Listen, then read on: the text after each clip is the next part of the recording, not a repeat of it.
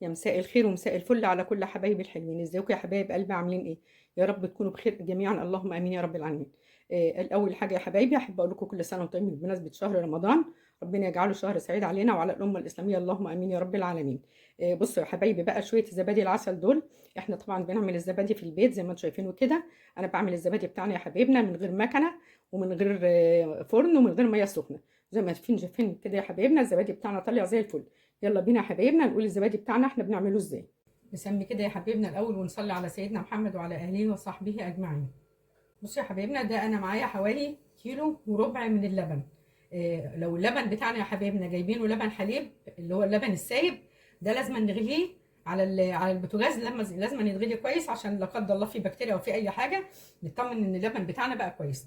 يكون لو انتوا جايبين اللبن بتاعكم معلبات او اللي هو العلب معنى اصح، اللي هو اللبن اللي جاهز اللي بيبقى في السوبر ماركت العادي، ده يا دوبك بندفيه يعني في حدود درجه حراره 40، على اساس ان الزبادي بتاعنا لازم بيحتاج ان اللبن بتاعنا يكون دافي وما يكونش سخن يا حبايبنا. فانا هاخد اللبن بتاعنا الاول احطه على البوتاجاز يدفى كده في حدود درجه حراره 40، وبعد كده هرجع لكم.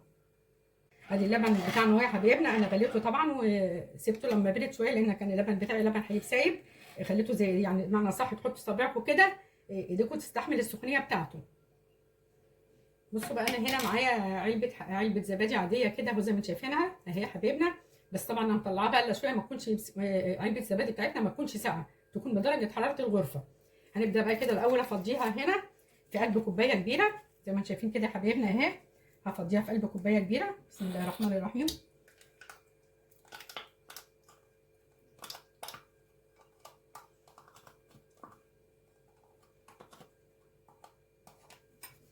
وفي نفس مكانها يا حبايبنا هحط شويه لبن من اللبن بتاعنا اللي احنا طبعا اللي هو بقى بارد شويه دلوقتي كده.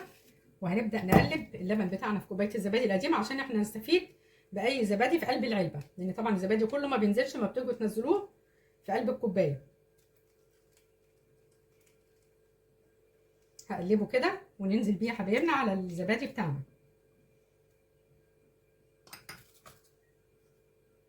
بصوا بقى يا حبايبنا انا في الوقت ده قبل ما اصب الزبادي بتاعنا انا معايا كده الحله بتاعتنا هحطها على البوتاجاز تسخن وهي بغطاها، يعني هسخنها بغطاها.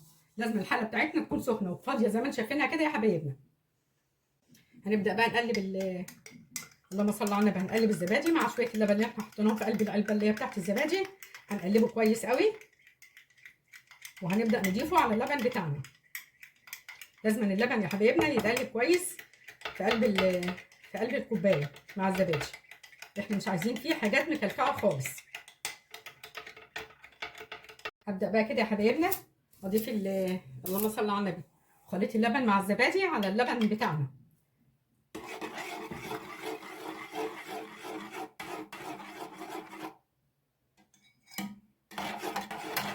طبعا لازم برضو يتقلب كويس.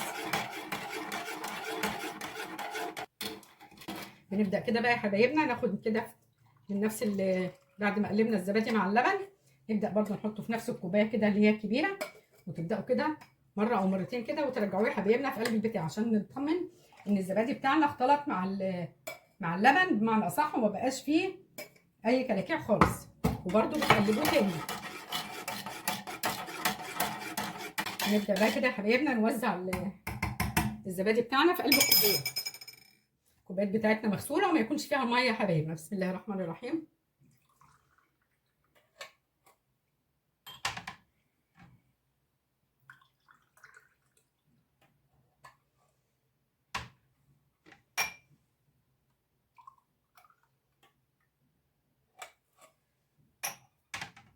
عايزه اقول لكم انا بحب استعمل الكوبايات بتاعت الجبنه الجزندون دي عشان برضو بيبقى ليها غطا، فدايما بستعملها في الزبادي بتاعي.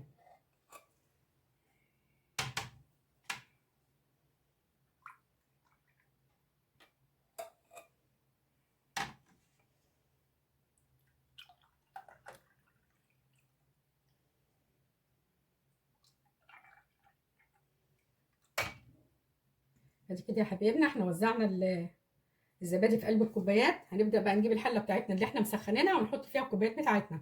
الحله بتاعتنا اهي يا حبايبنا انا سخنتها اهي. لازم الحله بتاعتنا يا حبايبنا نكون مسخنينها على اساس انها تعتبر ايه كانكم حاطين الحاجه في فرن. هنبدا بقى ننزل ونحط الكوبايات بتاعتنا ونرصها في قلب الحله. بسم الله الرحمن الرحيم.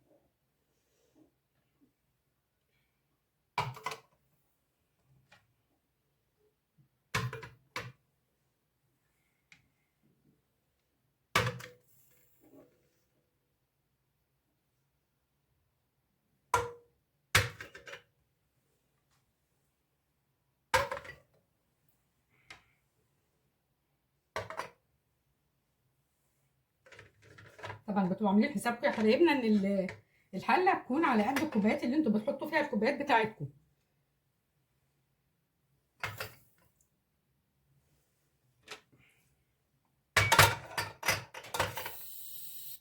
عشان الحله سخنه.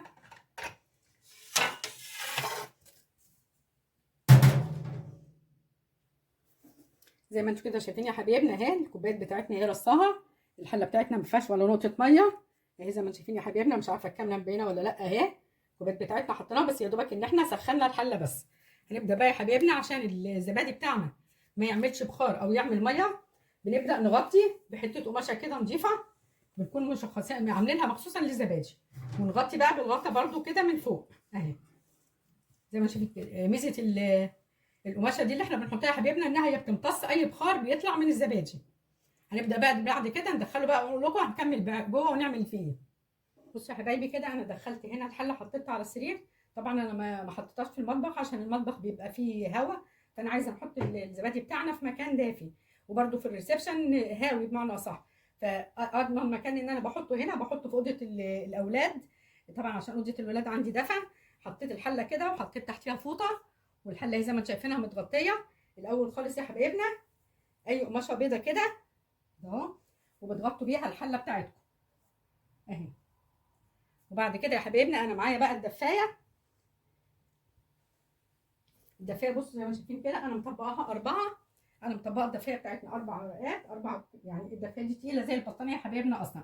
مطبقاها 4 كده. وبرده بدات اغطي بيها. طبقت الدفايه كده يا حبايبنا وحطيتها على الزبادي كده زي ما شايفينها كده 4 ورقات. الدفايه دي بتاعتي اصلا تقيله. طبعا انتوا عارفين موجه البرد اللي هي شغاله اليومين دول. في بقى معايا بعد كده برده هحط كده مصليه. عشان المصليه الثقوب بتاعت الدفايه ما تدخلش هواء على الحله بتاعتنا كده اهو. كل ما تدفوا الزبادي بتاعكم كويس هيطلع بسرعه ومش هياخد وقت. فانا زي ما كده شايفين حطيت الدفايه وحطيت عليه بطانيه. مجرد بقى ما يطلع الزبادي بتاعنا يا حبايبنا انا هوريه لكم. ادي كده يا حبايبنا الزبادي اهو بتاعنا بعد ما اللبن بتاعنا بعد ما اتحول لزبادي بمعنى صح زي ما انتم شايفينه كده. الزبادي بتاعنا طالع زي الفل. شايفين الزبادي عامل ازاي؟ بسم الله ما شاء الله. طبعا انتوا عارفين ان الزبادي بتاعنا انا عملته من غير فرن ومن غير ميه سخنه ومن غير مكنه. الزبادي بتاعنا طالع بسم الله ما شاء الله. عايزه اقول لكم بقى يا حبايب قلبي لو الفيديو بتاعنا عجبكم بقى ما تنسوناش في الشير واللايك وعلامه الاشتراك. اترككم في رعايه الله والسلام عليكم ورحمه الله وبركاته.